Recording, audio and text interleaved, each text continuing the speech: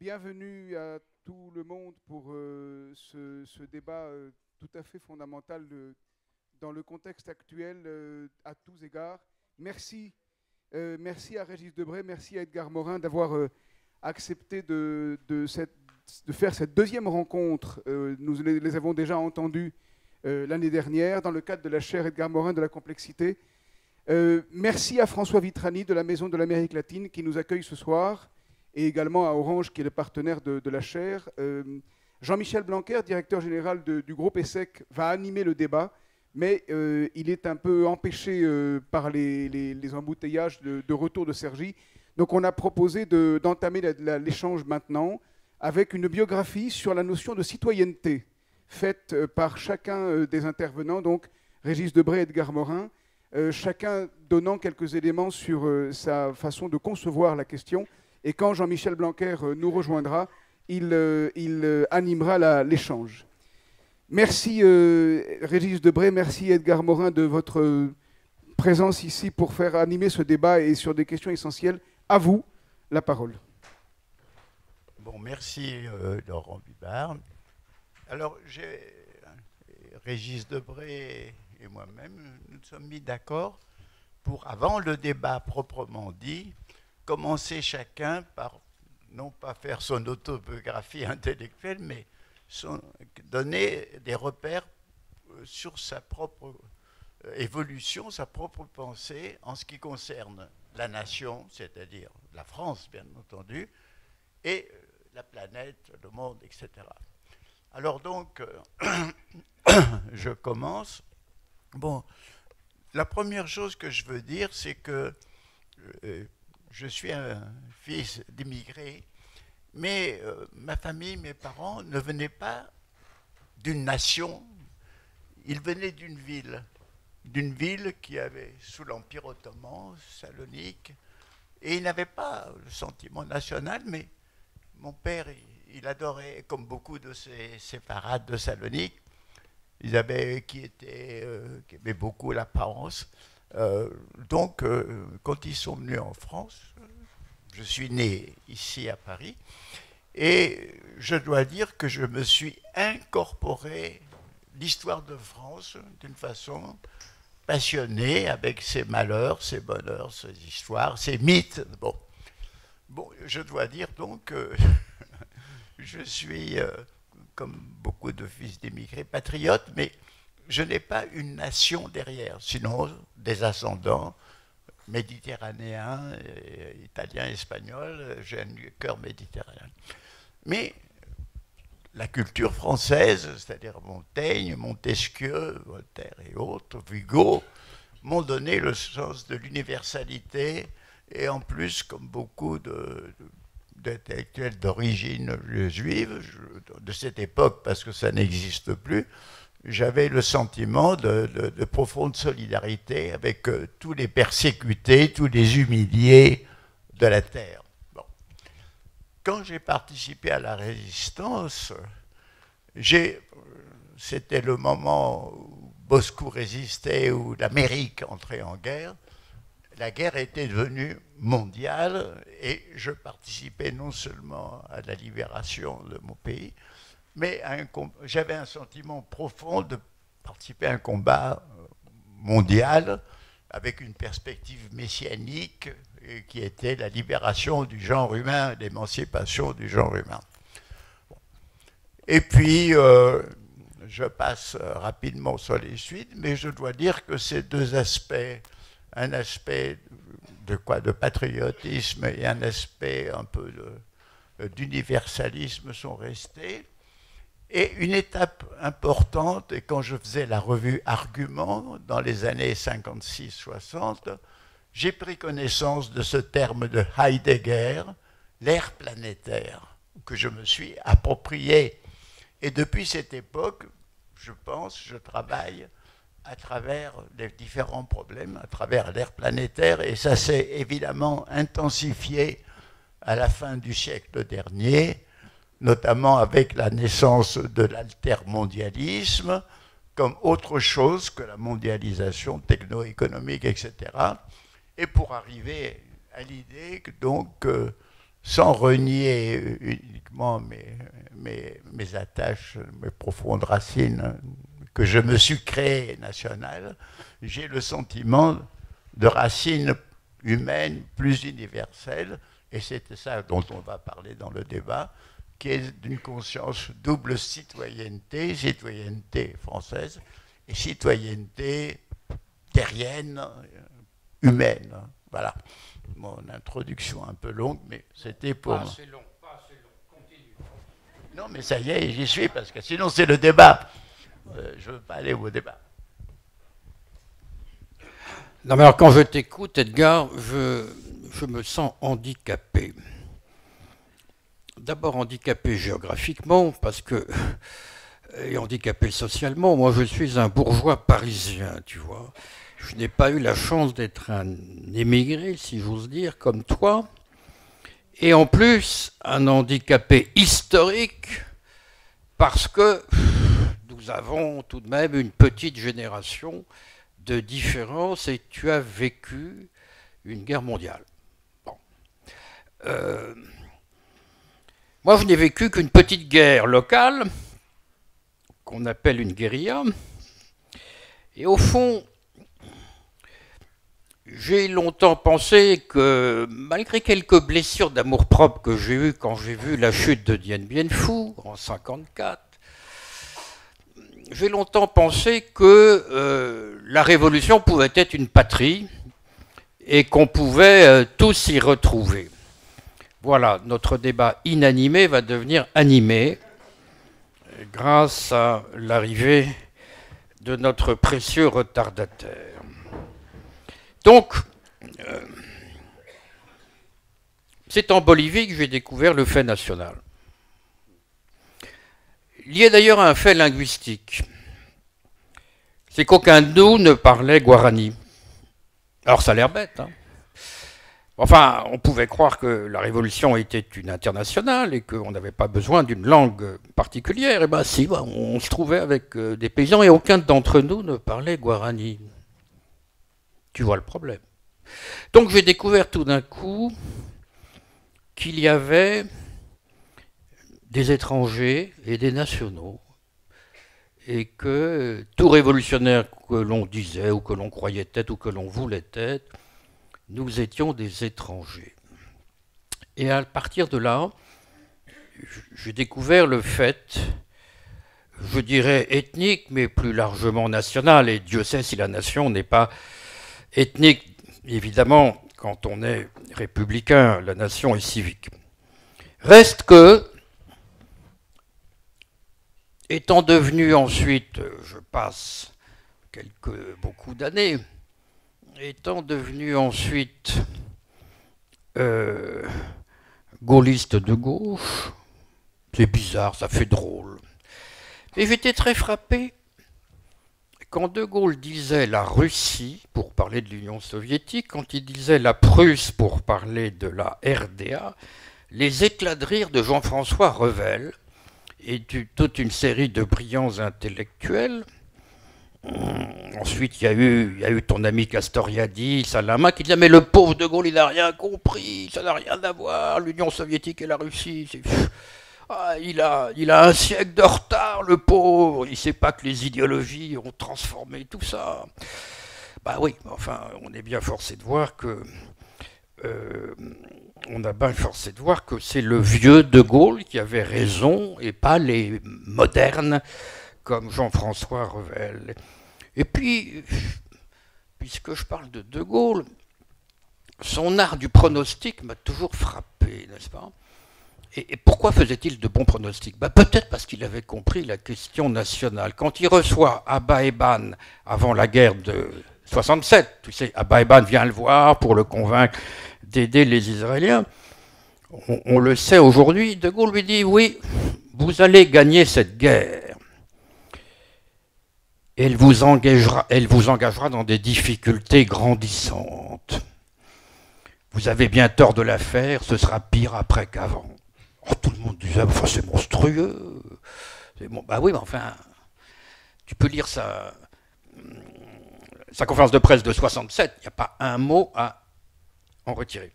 Donc voilà, tout ça m'a amené à m'intéresser à cette cause perdue qui est celle de la nation. Le mot nation, disait Joseph de Maistre, il est très commode parce qu'on en fait ce qu'on veut. Et évidemment, on peut l'interpréter au sens nationaliste, mais on peut aussi l'interpréter au sens que lui donnait ton ami Germaine Tillon, est français qui vaut, est français qui veut. Et puis ensuite, j'ai constaté, curieusement, que ce fait national qui devait disparaître a été stimulé, réveillé par la mondialisation. Autrement dit que plus on avançait dans une unification techno-économique du globe, plus on le morcelait, plus il y avait une aspiration à l'appartenance, au sentiment d'appartenance. Et au fond, la question que j'ai envie de te poser, c'est vrai que cette approche un peu réal-politicienne, elle manque deux choses. Elle manque évidemment que faire avec les communs, c'est-à-dire les biens communs, l'air, l'oxygène, la mer, que faire avec le climat. Peut-il y avoir, au-delà de l'intérêt national, une appartenance, un sentiment d'appartenance qui t'est cher à la terre matrie? Et tout de suite, je te pose la question, terre matrie, oui, très bien. Et dans quelle langue? Quelle sera la langue maternelle de la terre matrie?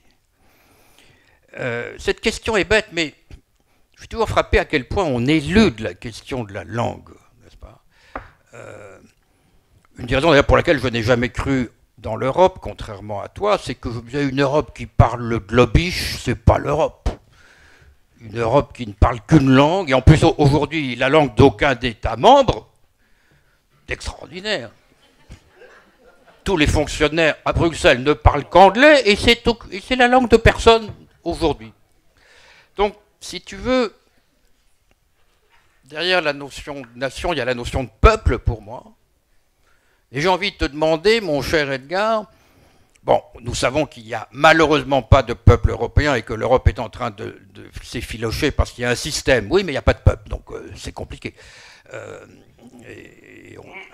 Qu'est-ce que peut-être un parlement qui ne représente pas un peuple? Bon, bah, c'est une farce. Bon, mais alors, comment tu abordes cette question? Parce que honnêtement, je sais qu'il y a un problème. Moi, je ne sais pas répondre à ce problème. Mais quand je vois ce qui se passe avec la COP 21 ou 22, où on avait vu naître sans doute quelque chose comme une conscience collective, sinon un sentiment d'appartenance, en tout cas de responsabilité commune, qui est notre sort à tous sur la même planète, eh ben, on voit aujourd'hui qu'il suffit d'un intérêt national divergent, d'une puissance dominante à l'ancienne, qui va être réelle politicienne, ben, ça risque de faire sauter ce début de conscience, n'est-ce pas, ce début de prise de conscience d'une communauté de destin. Alors c'était très exaltant, cette communauté de destin planétaire, écologique, dont tu as été l'un des premiers soutiens. Et je voulais donc te poser cette question. Est-ce que tu crois qu'il peut y avoir, au-delà d'une conscience planétaire, qu'on peut avoir à l'échelon du néocortex, mais à l'échelon de l'hypothalamus, c'est-à-dire le véritable échelon, hein, l'échelon du mammifère, cet échelon qui décide, hein, l'échelon du territorial, cet échelon de l'animal en nous. Est-ce que tu crois comment articuler, si tu veux, le cerveau reptilien et le néocortex qui est chez toi tellement brillant? Et moi, je suis le cerveau reptilien, tu vois. J'ai le mauvais rôle ici, hein, j'ai pas le bon rôle, c'est toi qui as le bon rôle. Eh bien, je crois que tu poses la question absolument pertinente, c'est la conscience planétaire. Je vais y arriver, je dis pas tout de suite. Pourquoi? Je vais un peu reprendre quelques-uns des points que tu as traités pour dire, bon, totalement d'accord. Si tu veux, bon, la révolution, moi aussi j'ai cru à une autre époque à la révolution, Et c'est une chose qui s'est effondrée. En effet, on pouvait la considérer comme une patrie, mais on la considérait peut-être autre chose, un peu plus haut qu'une patrie. On considérait comme... Elle était, si tu veux, déjà dans notre esprit planétaire. Pour nous, la révolution, c'était toute l'humanité qui s'émancipait. Alors, il faut abandonner cette idée de révolution, et même de révolution violente, mais moi, je n'ai pas abandonné l'idée d'une possibilité d'une évolution transformatrice et métamorphose de l'humanité qui viendrait peut-être des périls de plus en plus grands que nous courons, d'où viendrait à ce moment-là une prise de conscience, selon le mot de Hölderlin, que là où croit le danger, croit ce qui sauve. Mais ce que je veux te dire aussi, c'est que sur le plan de la réalité des nations, c'est une chose auquel je suis arrivé après aussi une critique, un dépassement de Marx dont je n'ai pas tout renié, loin de là, mais il y avait ce trou noir. Et ce qu'a dit ce marxiste autrichien Otto Bauer sur définir la nation comme une communauté de destin, c'est-à-dire du passé que l'on a dans le présent et que l'on veut projeter dans le futur, c'est une assez bonne définition.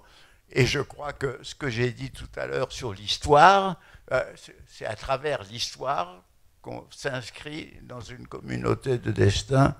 Mais pour moi, qui est avec ma conception de la complexité, je ne suis pas dans l'alternative binaire ou cette communauté de destin ou la communauté de destin planétaire. Je pense que l'une peut englober l'autre. Et je dois dire aussi que cette idée dont j'ai parlé, de ce terme d'ère planétaire, est aussi concomitant. J'ai fait œuvre d'anthropologue, pas dans le sens universitaire actuel, mais dans le vieux sens allemand, réfléchir sur l'humain. J'ai fait L'homme et la mort, j'ai fait Le paradigme perdu de la nature humaine. Je me sens lié à l'aventure humaine, et ceci se traduit aussi dans des termes politiques. Alors, bien sûr, je suis tout à fait d'accord avec cette idée que moi-même j'ai aussi exprimée, comme toi, que l'unification techno-économique du monde, au lieu de créer vraiment un sentiment de coopération, de compréhension, de communication humaine, au contraire provoque la réaction des cultures, des peuples, sur leur propre identité nationale ou sur leur propre religion. Mais j'ajoute en plus que nous sommes dans une époque où ce n'est pas seulement cette unification, cette mondialisation qui provoque les effets contraires de ceux qu'elle espère de plus en plus, mais c'est aussi que les conditions dans lesquelles nous vivons, nous autres humains, surtout peut-être plus dans certains pays que dans d'autres, mais enfin, le futur, sauf pour quelques éconocrates pour qui le futur c'est l'homme augmenté et la gloribilisation généralisée, mais sauf pour ces quelques gens euphoriques, la plupart des gens, des peuples, voient l'avenir avec une grande incertitude, une grande angoisse. Ils voient que le cours du monde multiplie les dangers et non pas les signes encourageants.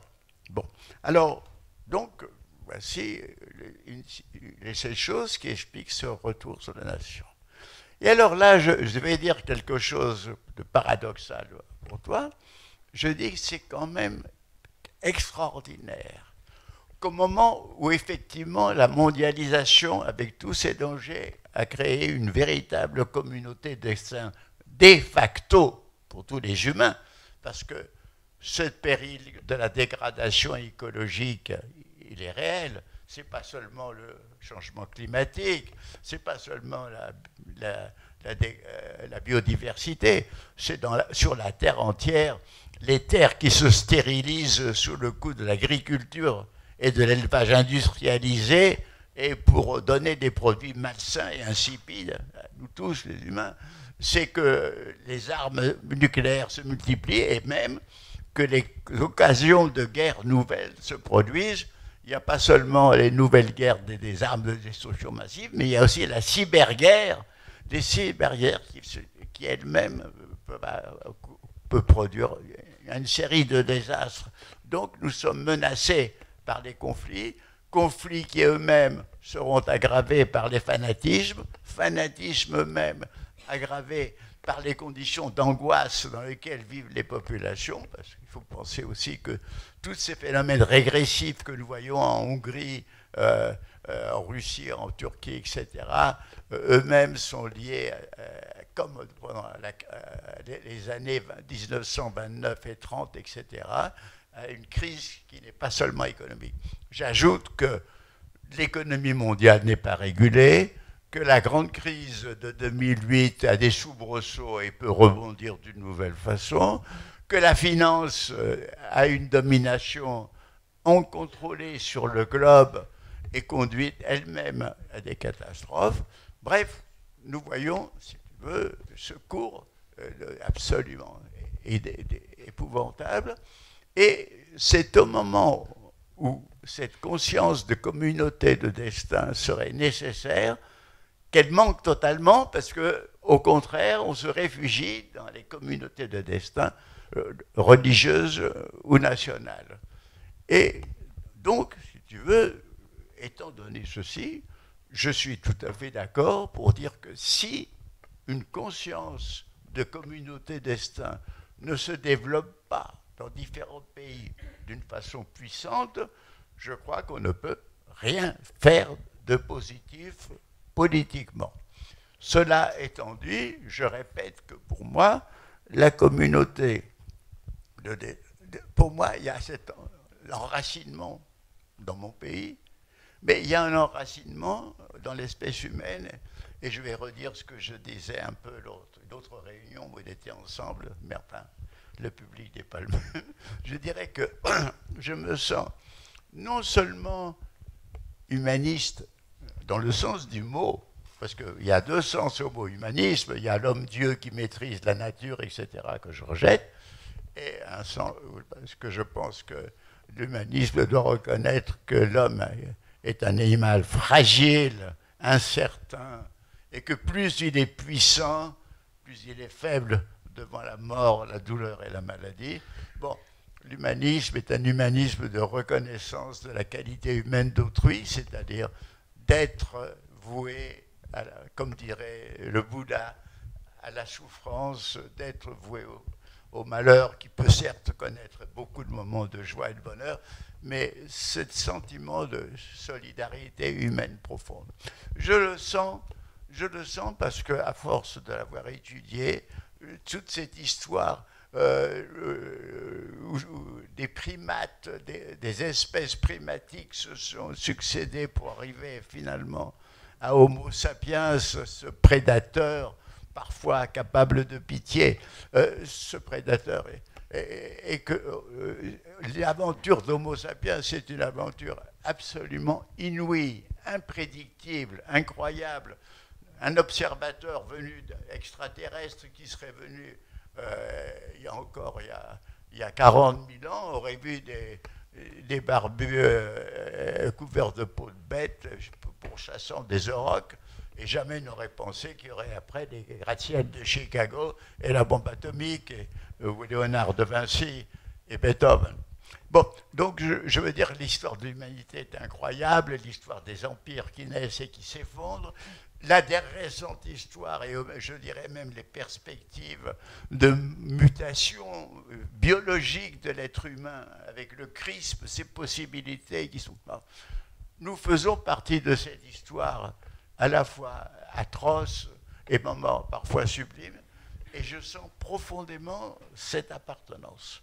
Alors, cette appartenance-là, à cette aventure, à ce destin, c'est ça qui me dit qu'il nous faudrait une conscience planétaire que je reconnais n'existe pas, et une citoyenneté terrestre qui est pour le moment un rêve, un souhait. Je dirais même que ce souhait, pour moi, fait partie, c'est une espérance réelle, fait partie de l'improbable. L'improbable, ça veut dire ce qui, pour un observateur donné en un lieu donné, qui connaît les courants qui traversent son temps, les projette dans le futur, et si je projette dans le futur ce qui se passe, je reviens à ce que je disais, c'est plutôt extrêmement inquiétant et catastrophique.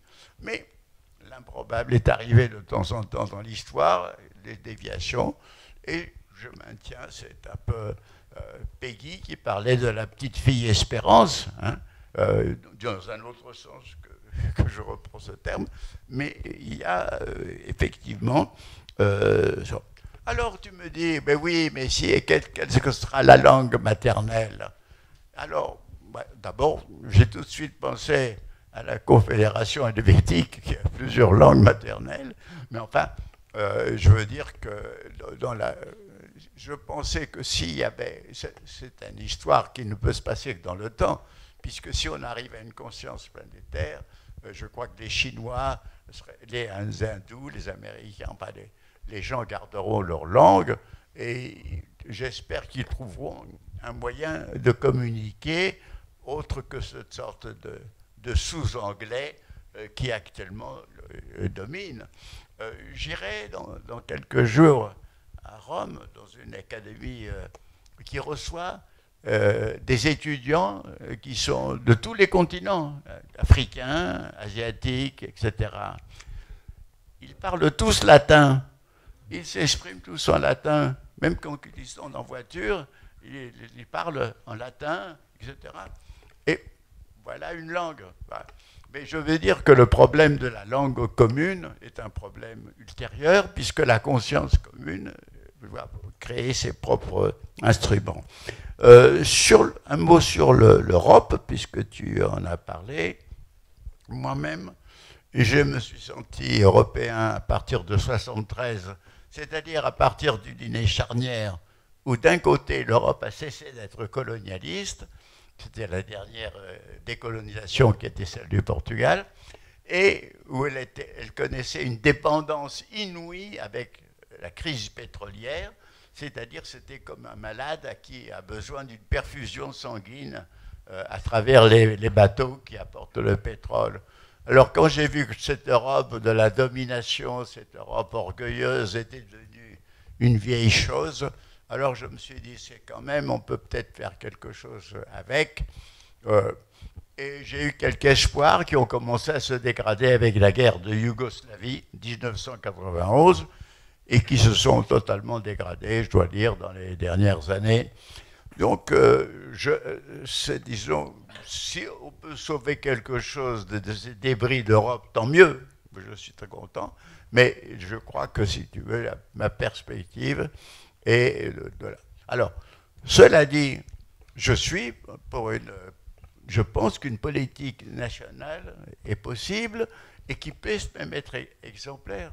Je pense qu'en France, on pourrait faire une grande politique où, disons, où l'écologie ne serait pas seulement un mot, mais où il ne s'agirait pas seulement d'avoir des sources d'énergie propres, il ne s'agirait pas seulement de dépolluer les villes, il s'agirait aussi de transformer totalement l'agriculture, l'élevage, le mode de vie,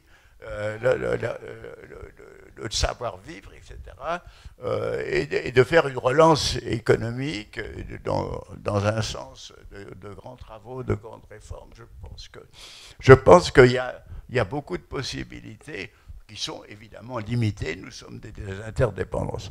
Alors, donc, si tu veux, je ne veux pas être trop long. Je crois. Alors, je me résume en disant, notre différence peut-être, c'est que toi tu es dans l'alternative. C'est la nation, voici une réalité, De Gaulle l'a bien dit, la Russie c'est la Russie, et, ce qui est vrai, et alors donc le reste jusqu'à présent c'est du vent. Oui, le reste jusqu'à présent c'est du vent. Et malgré cette COP 22 aussi, qui est quelque chose de pas mal, mais très insuffisant et très limité par rapport aux besoins, je pense que le reste n'existe pas. Mais c'est pour dans ce sens-là qu'il faut essayer d'ouvrir, qu'il faut essayer de donner conscience, qu'il faut essayer d'éclairer. Et voilà un peu peut-être une de nos différences, à moins que tu m'en découvres d'autres. Oui, mais j'aime beaucoup la différence, donc j'aurais hâte d'en découvrir d'autres pour t'aimer encore plus. Mais la vie est production de différence, la vie est production de l'hétérogène. C'est pourquoi je ne crains pas du tout la langue unique. La langue unique, c'est du mécanique. La langue unique, c'est la norme, c'est la normalisation technocratique. Mais ce n'est pas la vie. Le vital produit toujours de l'imprévisible, le vital produit de la démarcation, et donc on voit renaître des tas de langues. Qui aurait dit que l'hébreu allait passer de langue morte à langue vivante? Non, je pense que l'Europe s'est fourvoyée en adoptant l'anglais comme langue unique. Eco disait la langue de l'Europe, c'est la traduction. Les traducteurs, ça coûte cher, d'accord, mais c'est tout de même l'essence même de l'Europe qui est diversité. Alors maintenant, j'en viens à ton propos essentiel. Je pourrais te dire, mon cher Edgar, que tu énonces des vœux pieux, que tu es dans une attitude un peu évangélique, mais je ne te dirai pas ça. Je ne te dirai pas ça parce que je crois que tu fixes un idéal régulateur et que tu es rationnel. Et que, en ce sens, le besoin d'une conscience globale répond à un calcul d'intérêt parfaitement objectif. La question est de savoir s'il peut devenir subjectif. C'est ça le problème. La question est de savoir s'il peut être assumé par des consciences concrètes, des collectivités concrètes. C'est ça qui me fait problème. Et je suis bien d'accord avec toi qu'il ne s'agit pas... tu nous as libérés du raisonnement binaire. Nous savons bien que ce n'est pas ou bien ceci ou bien cela. C'est et à chaque fois. Mais ce n'est pas une addition, c'est aussi une hiérarchisation, n'est-ce pas? C'est-à-dire que la question est de savoir qui est le plus déterminant dans nos conduites. Est-ce que c'est le calcul rationnel de nos intérêts objectifs? Effectivement, alors nous sommes tous écologistes et on va baisser le chauffage, d'accord. Mais il y a d'autres déterminants. Moi, je crois, si tu veux, que l'homme est étagé. Il se construit par étages, comme les cadres collectifs. On parlait de la nation. La nation, c'est une succession de strates sédimentaires. Au départ, il y a la famille, il y a le clan, puis il y a les appartenances religieuses, puis il y a la naissance d'une conscience civique, la construction d'un État, siège de la rationalité, disait Hegel. D'accord. Mais le phénomène auquel on assiste était totalement imprévu. C'est que, en cas de crise, le plus récent est le plus fragile, et reviennent à la surface le plus ancien. C'est ça le drame qu'on n'avait pas prévu. C'est-à-dire que de même que comme je deviens très vieux et complètement impotent, j'ai beaucoup de mal à me rappeler ce que je faisais hier, mais je me rappelle assez bien de ce que je faisais il y a 70 ans. Bon, c'est-à-dire que c'est toujours le plus ancien qui remonte, n'est-ce pas, à la mémoire, le plus récent s'en va. Il se peut que les collectivités aient ce même phénomène. Et c'est là où l'avenir me fait peur, si tu veux. Et je pense que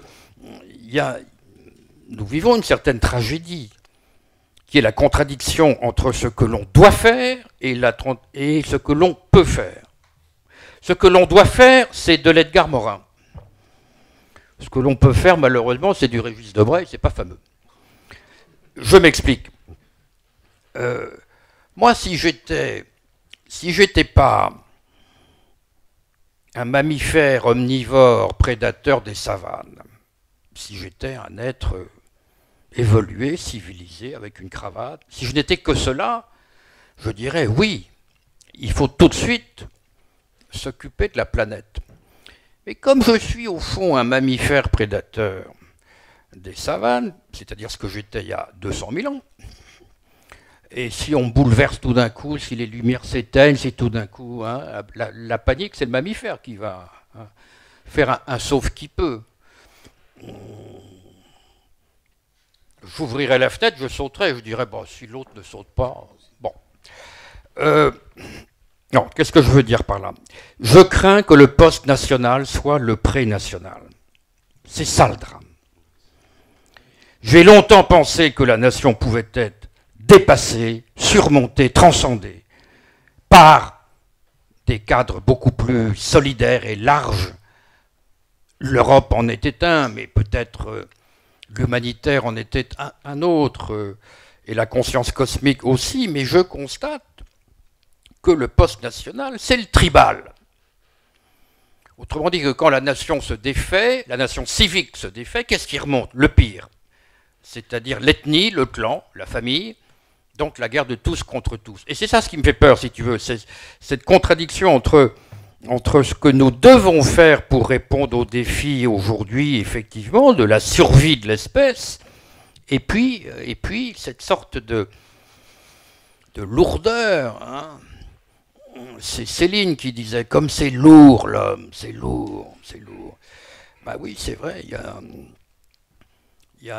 y a liberté, égalité, fraternité, ça c'est formidable, mais il y a aussi vanité, cupidité, lubricité, qui est tout de même un peu le triangle de fond, quoi. Bon, un peu la mer des sargasmes, enfin on en est tous là. Et donc, si tu veux,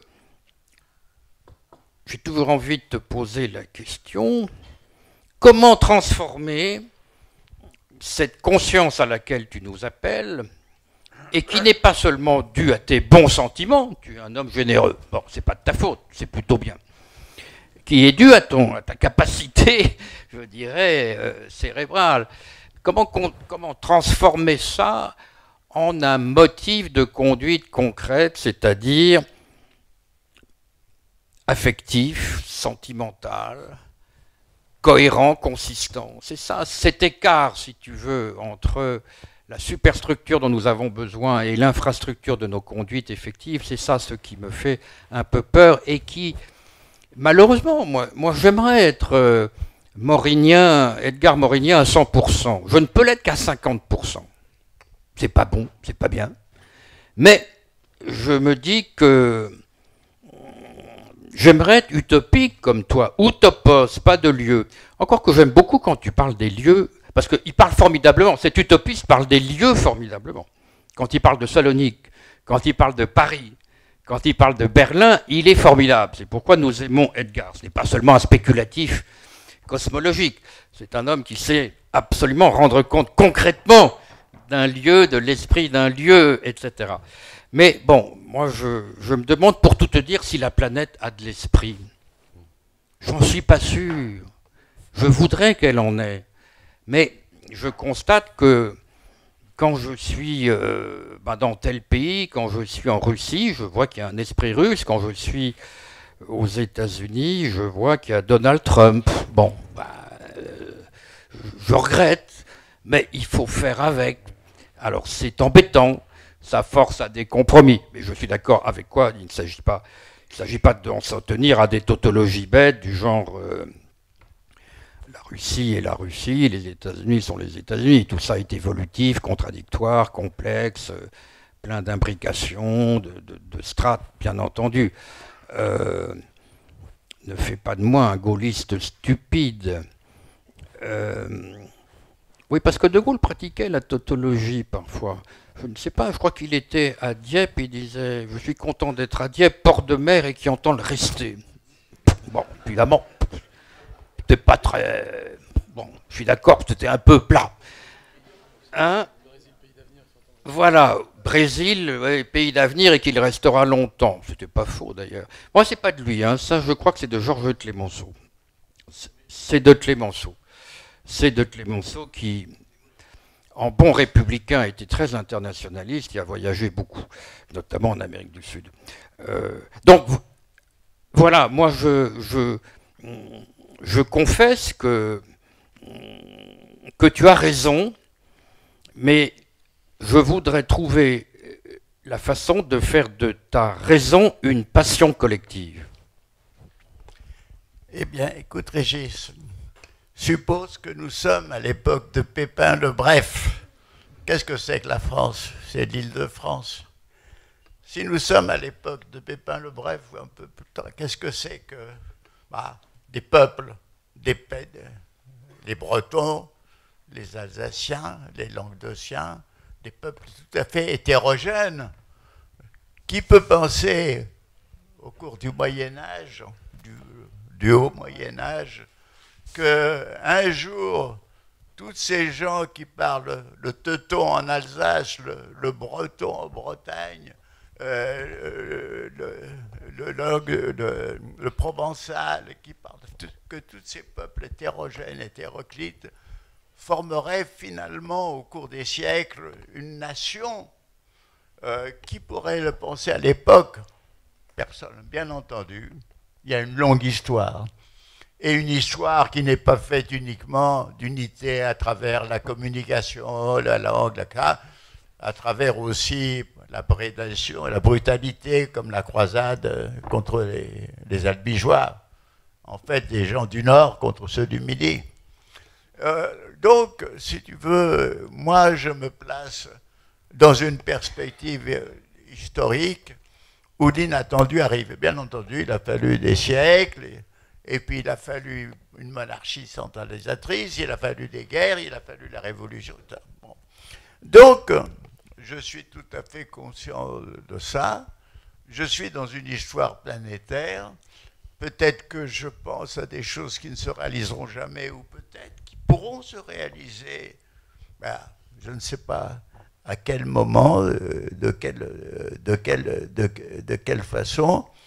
Mais enfin, alors tu dis c'était de l'évangile.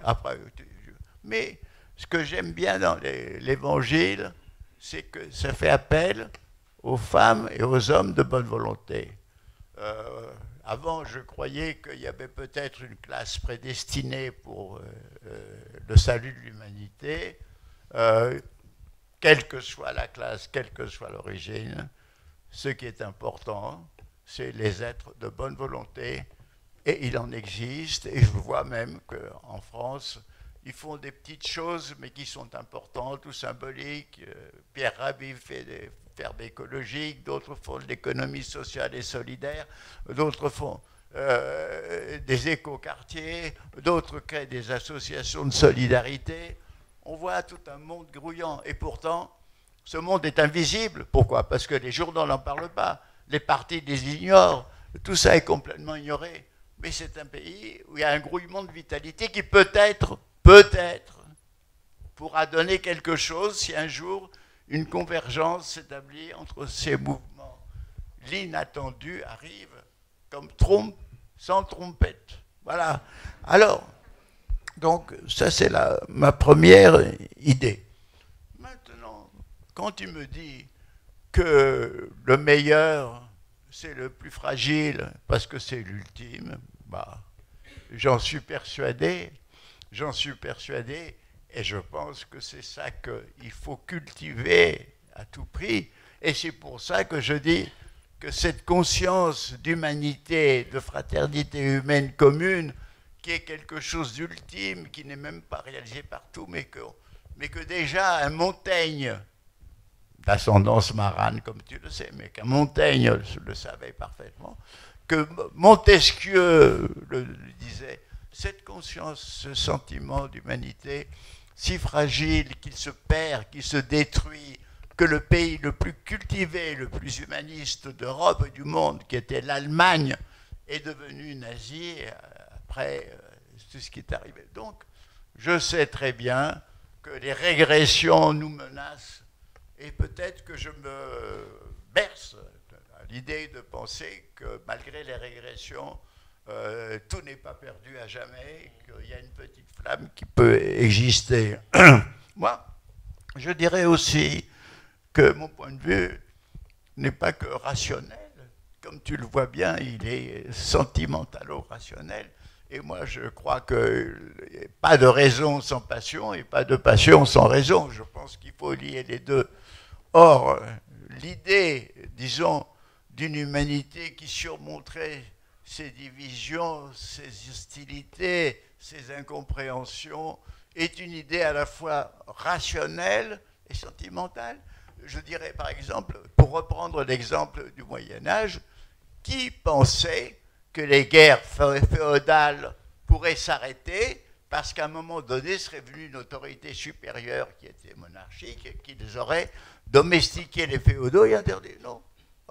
Donc, je veux dire que nous sommes encore dans l'impensé, je ne sais pas, mais je pense que cette conscience planétaire, je ne peux pas m'empêcher de l'avoir parce que je sens sans arrêt que nous sommes apportés dans cette aventure où de façon incontrôlée, la science, la technique, l'économie nous entraînent dans le somnambulisme généralisé de nos dirigeants politiques et économiques, et c'est cette conscience forte qui me fait réagir.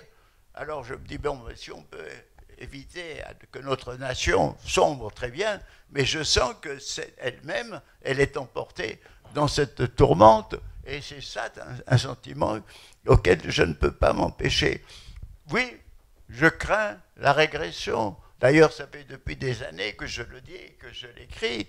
Je dis même qu'un vichisme rampant s'installe. La différence, c'est qu'au lieu d'être imposé par des occupants, il arrive avec le drapeau national. Mais quand même, nous avons des symptômes où justement cette République à laquelle tu tiens, et moi aussi, cette République est dans le fond en train de voir ses assises elle-même s'effriter. Elle est en danger. Hein, je ne dirais pas comme l'autre qui a dit que la patrie est en danger parce qu'il est islamiste, mais je le dirais qu'il y a ce danger que nous courons. Et alors, sauvons le fragile. Écoute, je vais te donner peut-être une chose à laquelle je pense brusquement, cette conscience. Moi, quand j'étais résistant, j'avais une double appartenance, hein, gaulliste et communiste. J'étais très content de cette double identité d'ailleurs. Mais en dépit du fait que le parti communiste auquel j'appartenais donnait comme consigne des mots d'ordre anti-Bosch, nationalistes, je comprends pourquoi, pour susciter cette haine. Moi, je n'ai jamais, dans mes tracts, fait de l'anti-Boshisme. Non seulement ça, mais mon adjoint était un Allemand, un marin de Hambourg, qui a fait la guerre d'Espagne, qui était sorti du camp de Recevelo, qui a été finalement arrêté par la Gestapo, torturé et tué. Et j'ai aidé des Allemands, des Autrichiens, anti-nazis, antifascistes, et j'étais content de le faire, parce que je pensais que c'était ça, la voie, bien que j'étais à peu près seul, je crois, un des très rares à faire ça. Eh bien aujourd'hui, même si je suis un très rare à promouvoir encore cette idée-là, je la maintiens. C'est ça qui donne peut-être un sens. Parce que finalement, dans le fond, ce qui est important, c'est jamais de penser qu'il y a une solution, jamais de penser qu'on va faire un modèle de société. Jamais. Moi, je pense toujours en termes de chemin, en termes de voie, en termes machadiens. Caminante no hay camino, camino es el andar. Nous le savons bien. Le chemin, le chemin, le chemin. Et c'est, comme disait le poète, le but et le chemin se confondent. Je suis sur ce chemin. Et être sur ce chemin me donne un sentiment d'être en accord avec moi-même. Voilà un peu pourquoi. Donc, si tu veux, ce qui est très curieux, c'est qu'on est en désaccord sur notre accord et en accord sur notre désaccord. C'est très bizarre, notre dialogue, mais enfin, c'est peut-être ça qui en fait sa complexité. Nous sommes mauriniens, et donc complexes. Maintenant, je vais te dire, pourquoi nous aimons Edgar Morin ? Parce qu'il a été à la fois gaulliste et communiste, c'est-à-dire c'est un patriote qui a le sens de l'universel. Et ça, c'est très rare. Tu as dit toi-même que tu ne détestais pas les Allemands. Et moi, je t'envie une chose, parce que je suis très envieux de nature. J'envie ton ascendance marane. Pourquoi j'envie ton ascendance marane? Parce que, au fond, tu as fait tien le messianisme juif, c'est-à-dire l'idée d'une humanité guidée vers les derniers temps, vers une eschatologie, oui, post-juif ou néo-juif, mais tu sais, les communistes, c'est tout de même des juifs qui sont mondialisants et pas ethniques, donc tout ça est en continuité. Et donc, je pense que tu as cet optimisme qui tempère ton, peut-être parfois certaines consciences pessimistes que tu as des périls, mais tu as cet optimisme fondamental d'une humanité en chemin vers son salut. Donc une vision de l'histoire très téléologique, très eschatologique au fond de toi. Et c'est pourquoi j'envie ton ascendance marane, qui te donne cette confiance, au fond un peu mystique, dans l'idée qu'il y a un esprit qui travaille à l'intérieur de l'histoire et qui va nous mener vers une unification finale. Tu as dit les Bretons, les Basques, oui, mais les Bretons reviennent et les Basques aussi, je te signale. J'ai été dans le Pays Basque, jamais la langue basque n'a été aussi présente. Et donc, si moi je n'épouse pas peut-être cette vision d'une histoire linéaire qui va du petit vers le grand et du grand vers l'énorme, et parce que quand je vois que le grand suscite le petit, quand je vois que l'unification suscite la balkanisation, je vois plutôt une dialectique, comme tu dirais, entre l'un et le multiple, où le multiple restera toujours. Mais enfin, moi j'ai une proposition à te faire.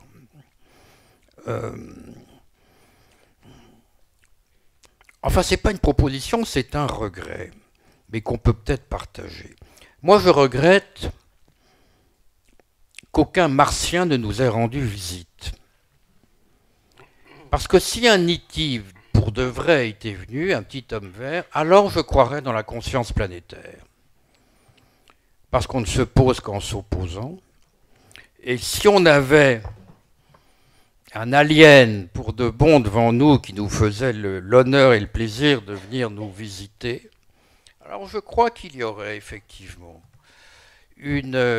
puisqu'on a toujours besoin d'un antagoniste, toujours besoin d'un adversaire pour être soi-même.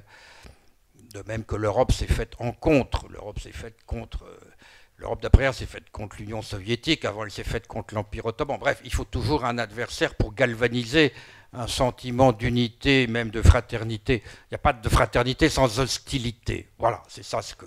Vision un peu pessimiste des choses, mais là où vous n'avez pas d'ennemis, vous n'avez pas de fraternité. Bon, et donc moi je plaide, j'aimerais, avant de mourir, rencontrer ce petit homme vert.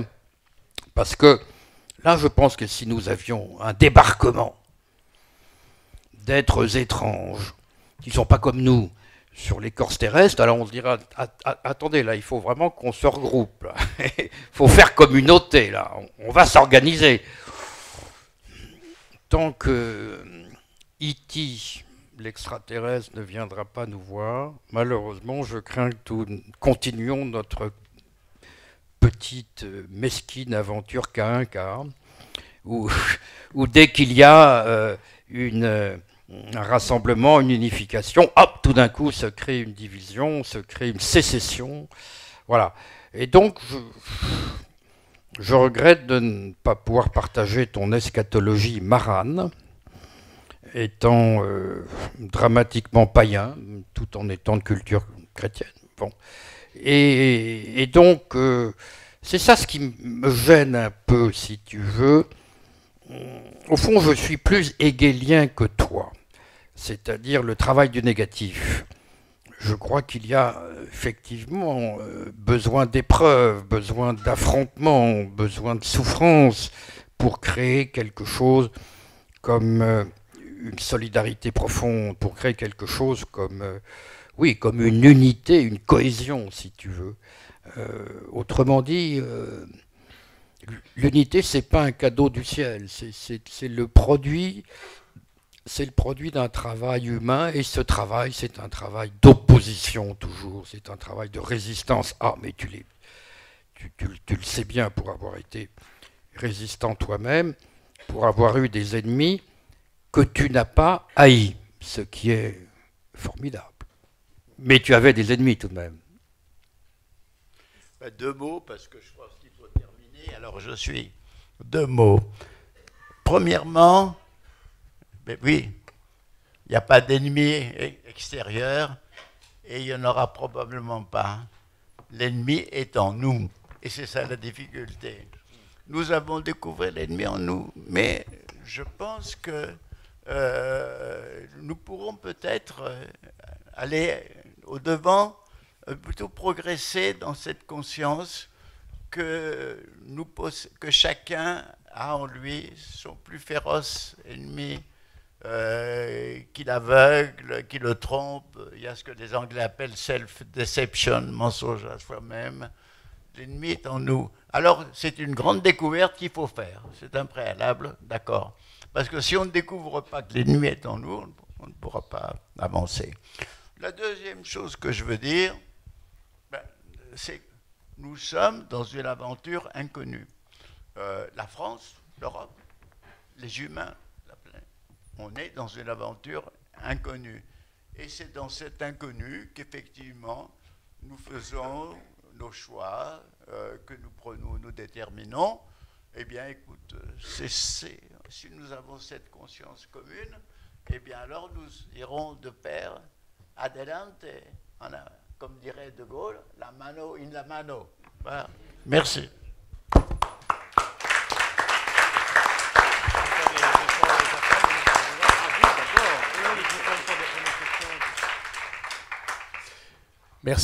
Merci beaucoup. On va passer maintenant à une phase d'échange avec la salle. D'abord, toutes mes excuses pour le retard. J'ai souffert des aléas qui existent entre Cergy-Pontoise et Paris. Pardon. Je vais poser la première question pour amorcer un petit peu le débat, mais n'hésitez pas à poser vos questions ensuite. D'abord, merci pour la continuité avec la précédente conférence. Je rappelle qu'il y a quelques mois, on s'était vus tous aussi à l'Institut du monde arabe. Certains étaient là. Le thème était la croyance politique. Et aujourd'hui, le choix d'utiliser la notion de citoyenneté est bien un choix en continuité. Finalement, quelle nouvelle rationalité politique aujourd'hui, c'est que ce soit une politique locale ou une politique planétaire, c'est un petit peu ce que vous avez traité. J'ai envie de vous poser une question presque conceptuelle et puis une question d'actualité, mais qui évidemment se rejoignent. La question d'actualité, c'est que je pense que les débats que vous avez eus aujourd'hui ne peuvent pas être les mêmes que ceux que vous avez eus il y a quelques mois, sans tenir compte, et ne pas tenir compte de l'actualité notamment très récente, celle de l'Europe avec le Brexit, celle des États-Unis avec l'élection de Donald Trump. C'est tout de même important de voir votre approche de cette question. Je pense en particulier, s'agissant de Régis Debray, au fait que, si je comprends la pensée de Régis Debray, si je l'interprète bien depuis de nombreux écrits, il y a quand même un attachement à l'Europe continentale, il y a une inquiétude vis-à-vis d'une mondialisation dont le moteur est les États-Unis, d'inspiration anglo-saxonne, c'était même un peu présent dans ce que vous avez dit. N'est-on pas dans un moment d'opportunité politique particulier ? On voit bien ce qu'on peut dire de négatif dans la période actuelle. On voit aussi peut-être ce que l'on peut dire de positif sur la possibilité de reconstruction de l'Europe. Et cette façon de déplorer que l'on a tous aujourd'hui, le déclin de l'Europe qui serait en quelque sorte accentué par le Brexit, qui serait accentué par la dimension technocratique de l'Europe, par la fin d'un projet, est-ce que ce n'est pas quand même aussi le fruit d'une démission des intellectuels ? Est-ce que vous n'êtes pas en panne de penser en ce moment cette nouvelle Europe continentale qui est la conséquence du détachement de la Grande-Bretagne? Est-ce qu'il n'y a pas nouvelle production d'idées à faire en ce moment sur le nouveau destin européen? A fortiori, si avec l'élection de Donald Trump, il y a un plus grand détachement des États-Unis vis-à-vis de l'Europe. En tout cas, quelles que soient vos réponses à ça, quelle est votre analyse de l'impact structurel de cette conjoncture? Et peut-être autour de cette question qui est un peu une question d'actualité, où en êtes-vous aussi tous les deux sur des concepts qui sont clés autour de la citoyenneté? Régis Debray a écrit un livre sur les frontières, l'éloge des frontières, il n'y a pas très longtemps. C'est une notion clé aussi pour raisonner sur celle-là. En vous écoutant, on a parfois le sentiment de ne pas pouvoir faire facilement la distinction entre ce que vous constatez et ce que vous souhaitez. Et là, vous constatez le fait du retour à l'archaïque, du fait de l'échec des métaconstructions, c'est ce que vous avez rappelé. Est-ce que vous déplorez cela? Est-ce que vous vous en réjouissez? Et c'est là aussi, si je vous ai bien lu et entendu, j'ai le sentiment que vous pensez que l'État-nation est quand même une sorte de garrot par rapport à cet effilochage possible jusqu'à la communauté la plus petite. Quelle est donc votre conception aujourd'hui de l'État-nation? Et puis, Edgar, comment vois-tu ces nouvelles dimensions du politique, c'est-à-dire finalement les bonnes échelles du politique? On est ici dans la maison de l'Amérique latine, et en vous écoutant, je réfléchissais aussi justement à la notion de citoyenneté, au fait qu'avec la Révolution française, on a, avec la distinction droite-gauche, une opposition qui se fait par rapport au temps, c'est-à-dire ceux qui défendent la conservation de ce qui est, qui sont attachés à ce que les choses ne se défassent pas, et puis ceux qui se projettent dans le futur. Ce clivage a été structurant pour le monde entier. On voit bien qu'il entre en crise aujourd'hui pour toute une série de raisons. Le continent américain, lui, s'est beaucoup plus déterminé politiquement par rapport à l'espace, qui est au cœur de notre sujet aujourd'hui. Quand Bolivar s'oppose à Santander, c'est sur des questions qui tournent un petit peu autour de ce que vous avez dit, c'est-à-dire quel est l'espace pertinent. Est-ce que small is beautiful? Est-ce que big is beautiful? Est-ce que c'est l'État-nation? Est-ce que c'est la fédération des États du continent américain qui est pertinent? Chacun choisissait un espace qui lui semblait pertinent. Est-ce qu'aujourd'hui, devant la crise peut-être du clivage droite-gauche et d'une certaine façon aussi une crise du politique, est-ce qu'il n'y a pas à réinventer une philosophie de l'espace, une approche de l'espace où on ne serait peut-être pas tous d'accord, mais où on se structurait en fonction de la définition de l'espace qui nous paraît pertinent? Voilà les questions qui me venaient en vous écoutant. Et c'est une question peut-être un peu large. Je le fais aussi pour amorcer les questions qui vont venir juste après.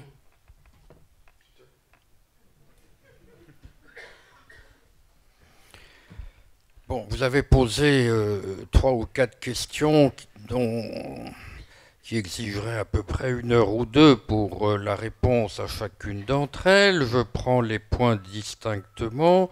L'État-nation, le moindre mal, le pire des collectifs à l'exception de tous les autres. Il n'exclut absolument pas la coopération internationale, bien entendu. Il existe le concert des nations. Voilà. Alors, l'espace. Oui, l'Amérique est le continent de l'espace, l'Europe est le continent du temps. Et c'est fondamental. L'Europe est le continent de l'histoire, l'Amérique est une géographie. Le symbole de l'Amérique, c'est une route qui va vers le lointain. Il y a de grands espaces, et avec de peu de passé, nous avons des petits espaces avec beaucoup de passé. Ce qui fait donc que nous avons le sens de l'histoire. Nous sommes un continent histoire. Et aujourd'hui, nous assistons avec l'américanisation de l'Europe à la prééminence croissante de l'espace sur le temps. Tout est espace aujourd'hui, même les forêts sont des espaces verts. Voyez-vous, la forêt de Brocéliande, c'est un espace vert. Nous sommes sur Paris, non pas à Paris. Bref, nous sommes spatialisés. Nous sommes spatialisés par l'influence, la structure de pensée américaine, hein, qui fondamentalement, c'est normal qu'ils aient gagné la guerre de l'espace. C'est leur truc. À nous, c'est pas notre truc. Bon. Donc, et l'espace pertinent, ce sera toujours chez nous un espace doté d'une histoire. Chez nous, il y a un génie du lieu. Il n'y a pas des non-lieux. Disons, il est possible que le Middle West est fait de non-lieux, c'est-à-dire de stations d'essence, de mobil-homes, de trucs. Nous avons des lieux, donc nous avons des lieux habités par le temps. Donc je ne voudrais pas qu'on soit trop américanisé, si vous me permettez. Alors maintenant, je suis un peu déconcerté, je vais vous dire, mon cher Blanquer. Absolument déconcerté par votre idéalisme.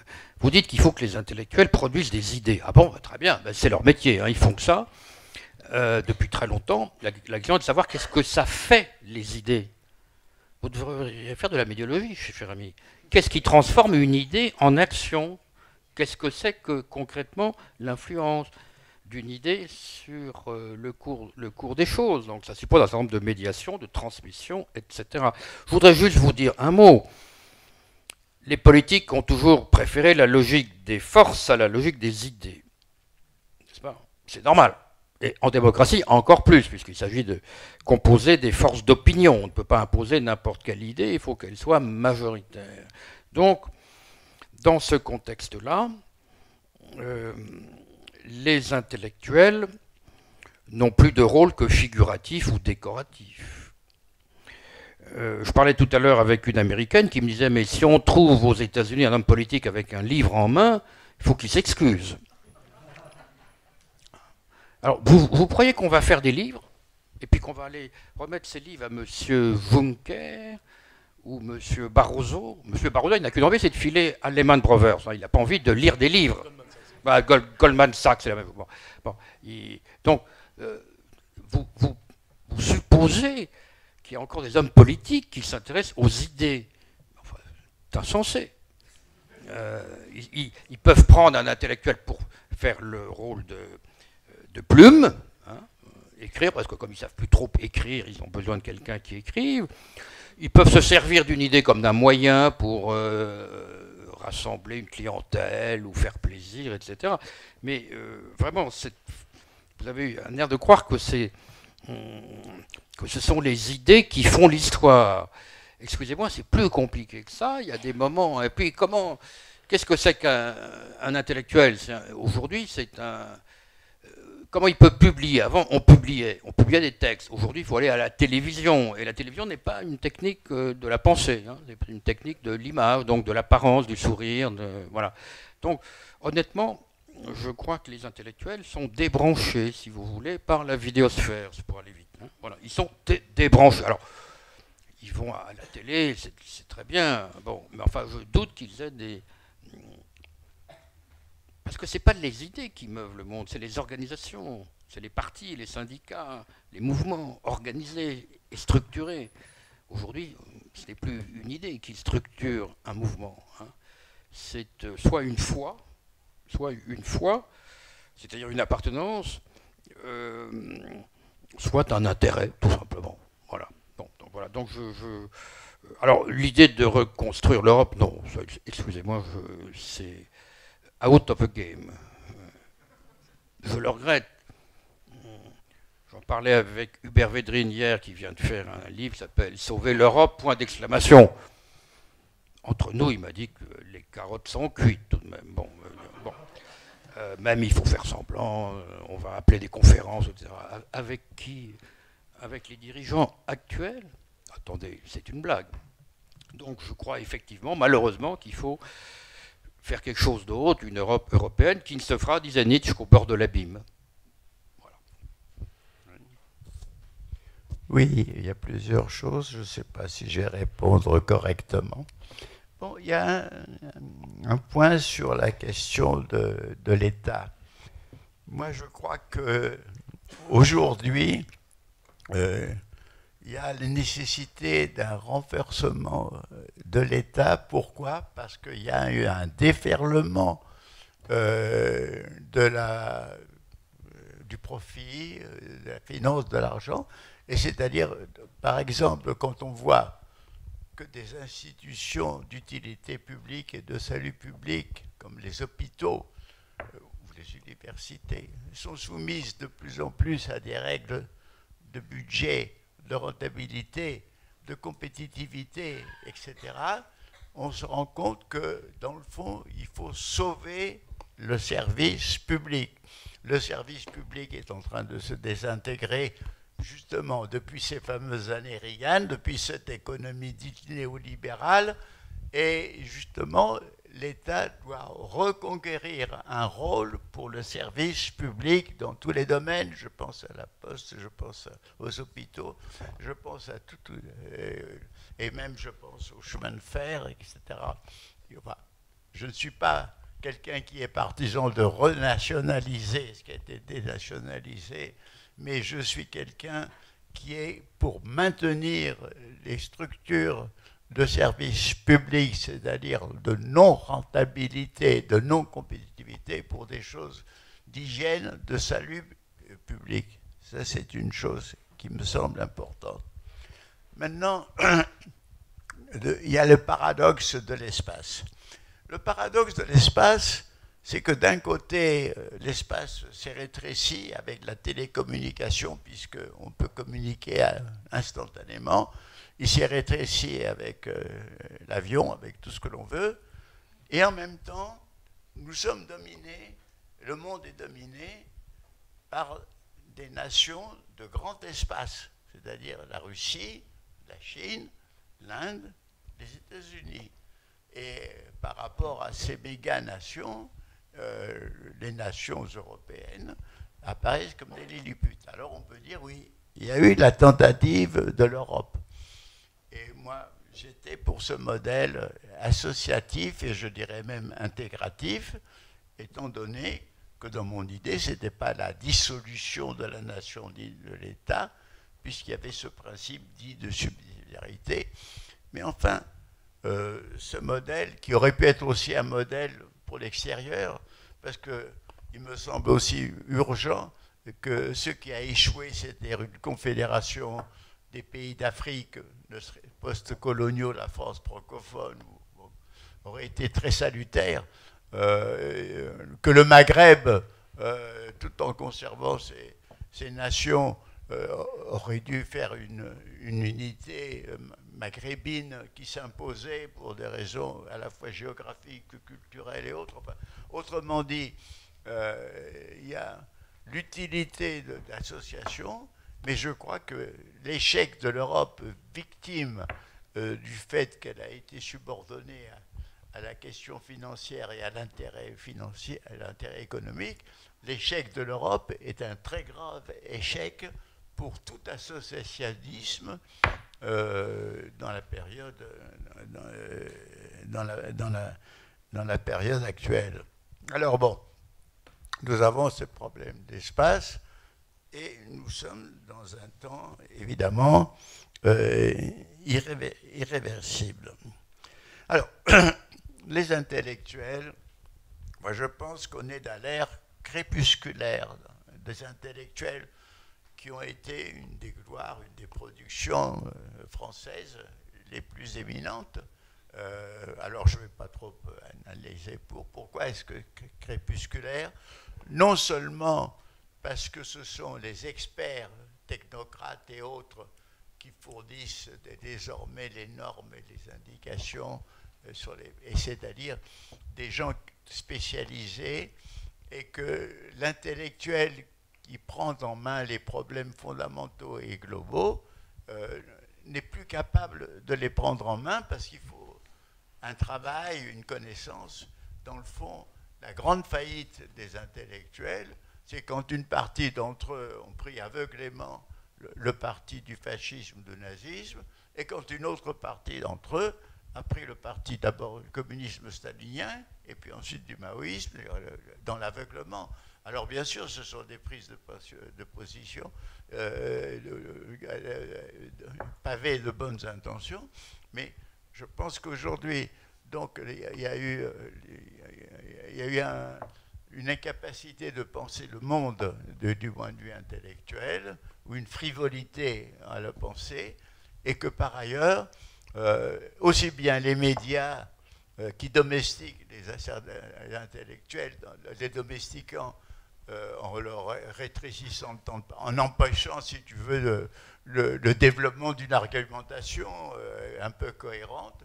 Enfin, tout ceci fait qu'aujourd'hui, on ne peut plus compter sur les intellectuels et on ne peut plus compter, dans le fond, sur les efforts que peuvent faire chacun pour essayer de se cultiver. Il faudrait une nouvelle éducation, tout ce que tu connais très bien, mais on a des projets éducatifs convergents, il faudrait recommencer. Tout ça est à repartir, malheureusement, à zéro. Et ce qui mène le monde, ce ne sont pas quelques rois du monde comme Trump ou le président chinois ou d'autres personnages comme ça. Ce qui mène le monde à travers ces gens-là, ce sont des forces, je dirais, extrêmement puissantes et anonymes. C'est-à-dire, on est ils sont possédés, dans le sens presque dostoïevskien du terme, par ces forces-là. Ils sont des sommes. Moi, je l'ai dit souvent, mon expérience la plus forte d'adolescent des années 30 à 40, c'était de voir à quel point les dirigeants étaient des somnambules, c'est-à-dire croyant être dans la lucidité, faisant un accord qui croyait les sauver à Munich parce qu'ils lâchaient la Tchécoslovaquie, et oubliant que faisant ceci, ils jetaient Staline dans les bras d'Hitler. Bon, nous n'avons vu que des... Et aujourd'hui, ce n'est pas la même chose, mais on vit ce qu'on appelle au jour le jour, ou quand les candidats débattent pour savoir à quel âge c'est la retraite qu'il faut faire sur des questions purement sectorielles. Aucune vision d'ensemble, aucun sentiment de synthèse, aucun sentiment du global. On fait comme si la France était un isolat extraterrestre. On se rend compte que là aussi aujourd'hui, ils sont dépossédés. On est possédé, chacun est un peu d'une certaine façon. C'est Héraclite qui disait éveillés, nous dormons. Il y a bien sûr chacun, mais c'est ça qui me frappe. Et c'est pourquoi, donc, quand toi, Régis, tu me dis que je suis optimiste, oui, il y a cet aspect optimiste, il y a cet aspect extrêmement pessimiste aussi. Et je lis les deux sont liés, c'est-à-dire que l'optimisme en disant peut-être que tout ça n'est pas fatal, qu'il y aura l'inattendu, que quelque chose viendra, un jour viendra. Peut-être c'est messianique, peut-être que c'est mystique, et je veux bien être mystique aussi, mais je pense, si tu veux, que je suis très réaliste en constatant cette situation. J'étais très frappé de voir que un livre d'économistes distingués est sorti récemment, qui aurait pu s'appeler « Tout va très bien, Madame la Marquise », en disant « Mais tout va bien, mais on n'est plus dans les pestes du Moyen-Âge, mais les maladies ont beaucoup disparu, il y a quand même la pénicilline, on oublie maintenant que la pénicilline va être de moins en moins. Enfin, il y a tous les aspects, l'âge, le vieillissement, comme ça, la mortalité régresse, parfois on ne voit pas dans quel état. Enfin, tous ces signes évidemment positifs qui rendent aveugle sur le reste du processus mondial, la croissance des inégalités, le désordre croissant, les fanatismes croissants, les guerres. Donc, voilà, un peu, c'est très difficile de juger de la situation actuelle, parce qu'on peut mettre en relief toute une série de choses positives, mais est-ce qu'elles sont durables? Je me rappelle, en 1939, il y avait du beurre, il y avait du lait, il y avait tout ce qu'il voulait. Et puis, un an après, on manquait de tout. Oui, il y a eu l'occupation. Et on avait la chance. On avait la chance que la France était encore un pays en majorité rural, que beaucoup de citadins avaient leurs cousins, leur grand-père, leur oncle, un parent à la campagne, et que dans le fond, grâce à cette petite paysannerie, on a pu subsister. Et maintenant, il n'y a plus ça. C'est la grande agriculture industrialisée. Si on avait une occupation du genre de celle de 40, ça serait la famine généralisée. Il faut se rendre compte des périls actuels, mais je crois ne pas baisser les bras, comme je le fais, et continuer à prêcher in deserto, comme je le fais. Vox clamans in deserto. Vox clamans in deserto. On va prendre une ou deux questions. Il nous reste 10 minutes, 5-10 minutes. Bonsoir tout le monde, c'est Latifa. Tout le monde rêve d'un monde meilleur. Je trouve que le sentiment du bien commun est quelque chose d'inné chez les gens. Donc si on descend à l'échelle individuelle, je pense que tout le monde pense que l'intérêt commun et le bien commun, c'est quelque chose de bien. Et pourtant, on n'arrive pas à l'installer ou l'instaurer vers quelque chose qui sera bien pour tout le monde. Donc ma question, c'est à l'échelle individuelle, qu'est-ce qu'on peut faire pour éveiller cette conscience chez l'individu surtout? Parce qu'avant tout, c'est à l'échelle individuelle que ça se joue si on a des difficultés à le mettre en œuvre en communauté ou à l'échelle macro. Bon, merci. Je n'ai pas compris, mais je suis sur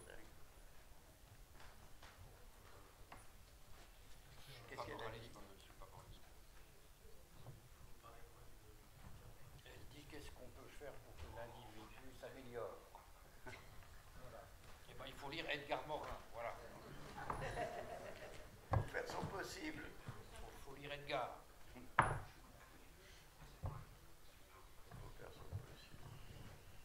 Est-ce qu'il y a une dernière question?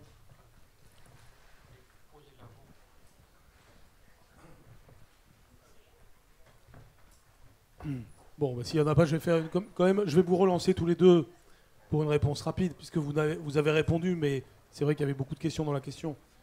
Ma question principale, c'est quand même, pardon d'insister, mais on ne peut pas dire exactement la même chose aujourd'hui qu'il y a 6 mois. Peut-être vous pouvez me répondre, non, j'ai tort de penser ça, mais est-ce que ces deux événements majeurs que sont le Brexit et l'élection de Donald Trump vous inspirent une évolution géopolitique?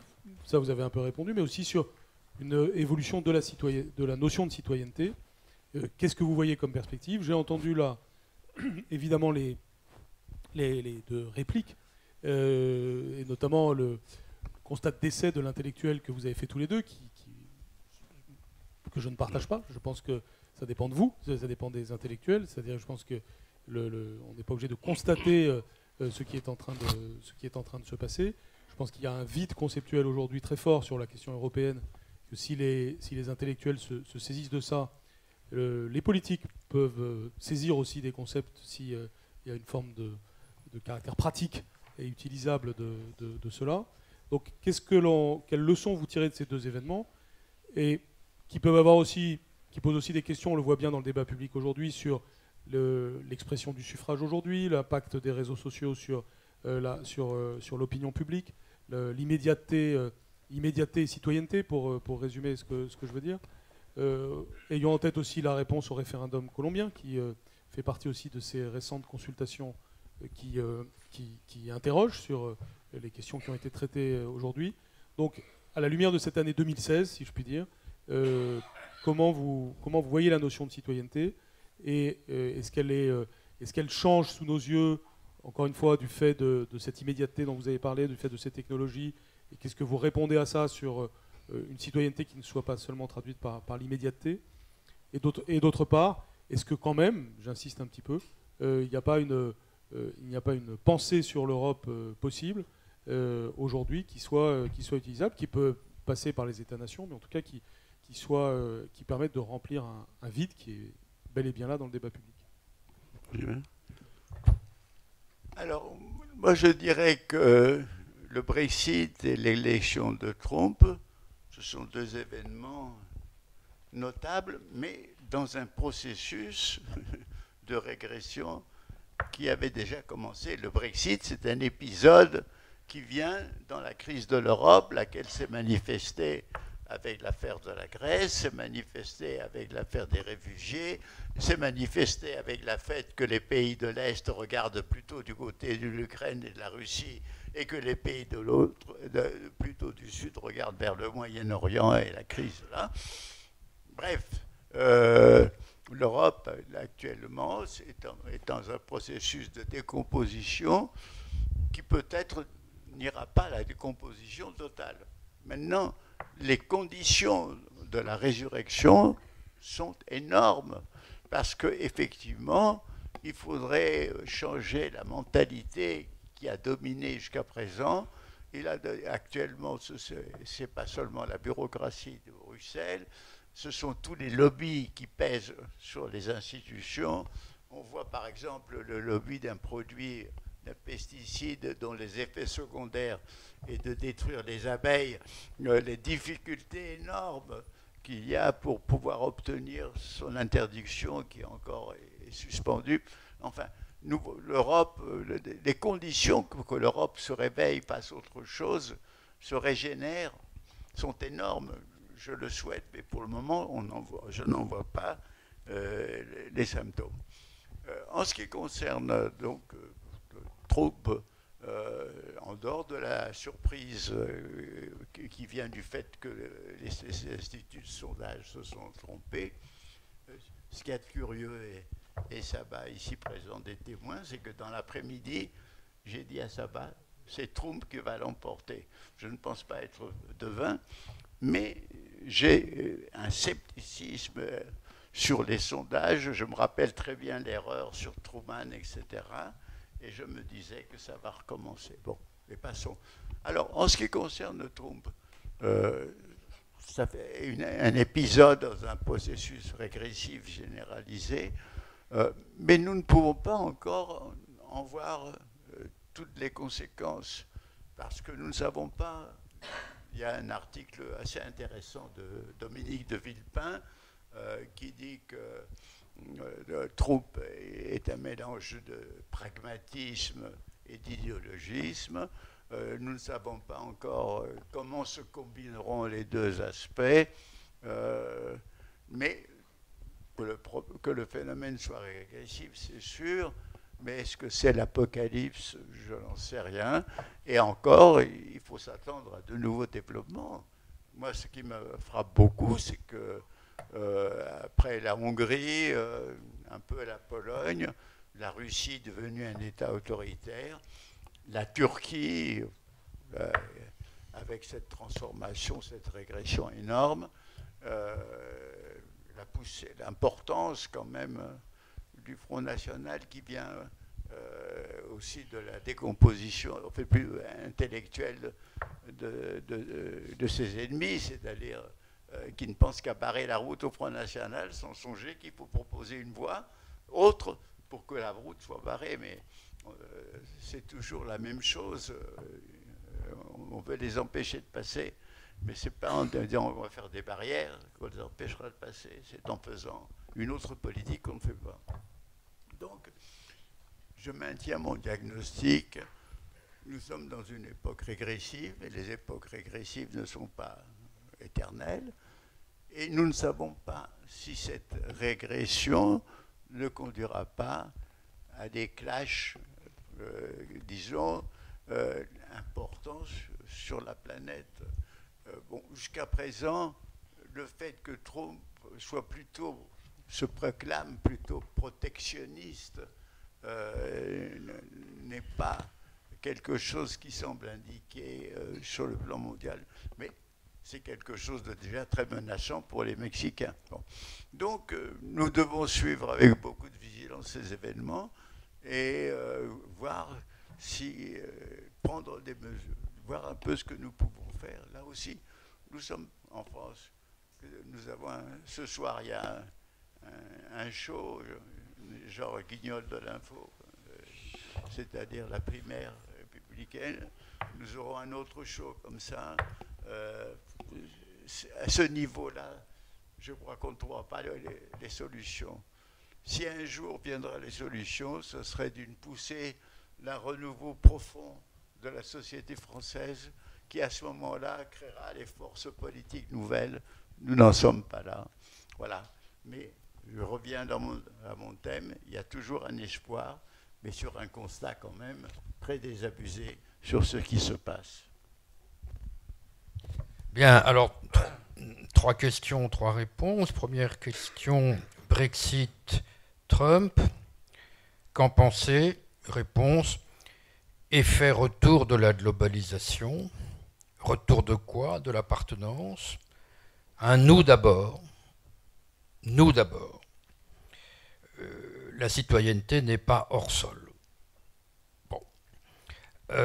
Et on peut même interpréter Trump comme, pas seulement comme la classique alternative aux États-Unis entre l'isolationnisme et l'interventionnisme. C'est un mouvement de balancier qui est lié à leur génétique, puisqu'ils sont ils ont à la fois un devoir d'évangélisation du monde entier, mais ils ne sont pas comme les autres.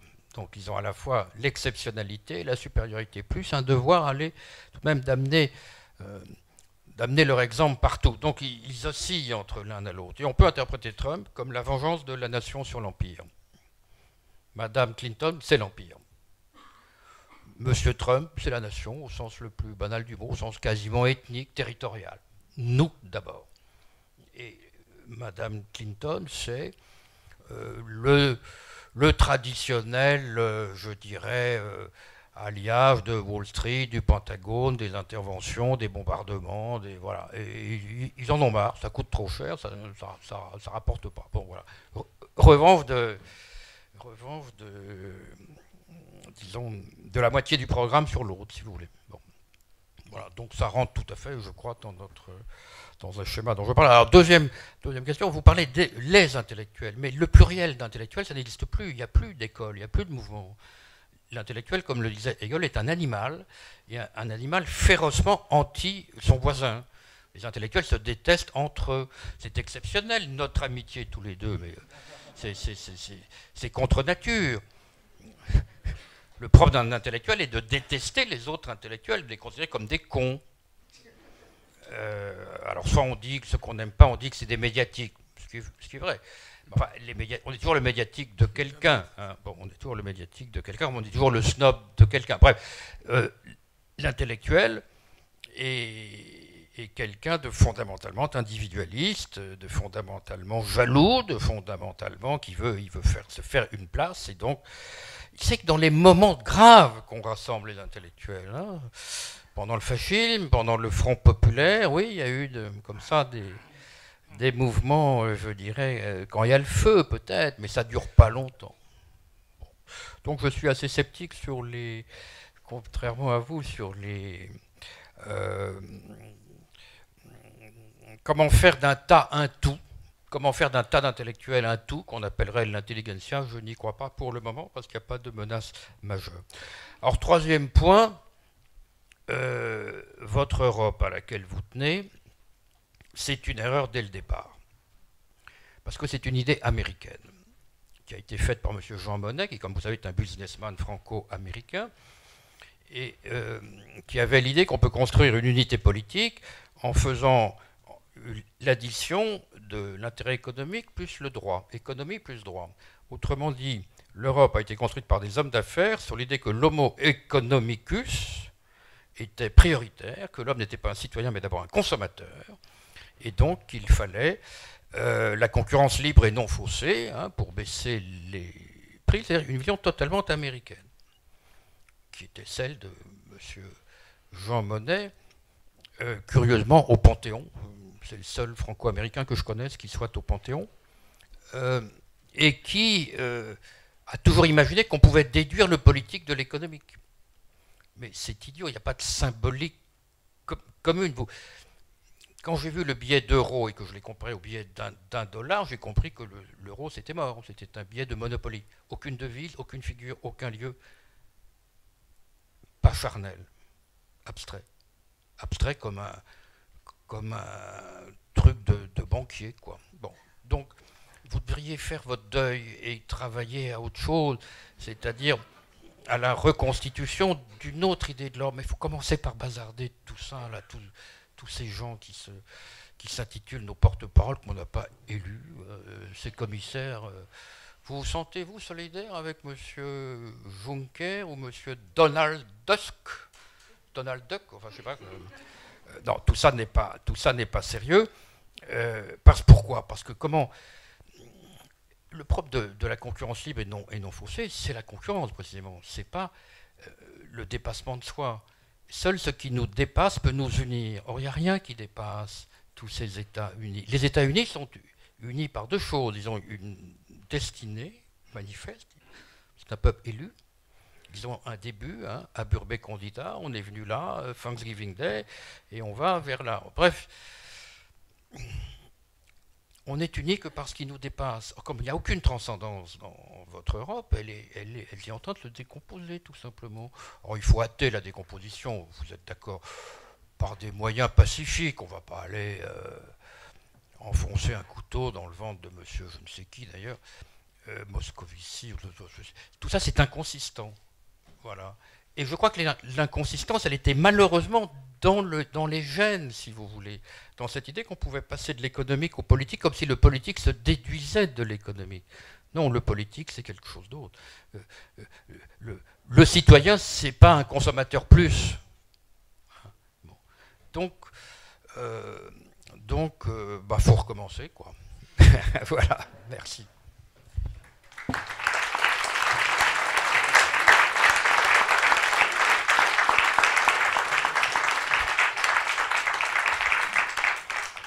Bien. bien, merci beaucoup. Je réponds pas, évidemment. Hein, j'étais là pour poser les questions, simplement.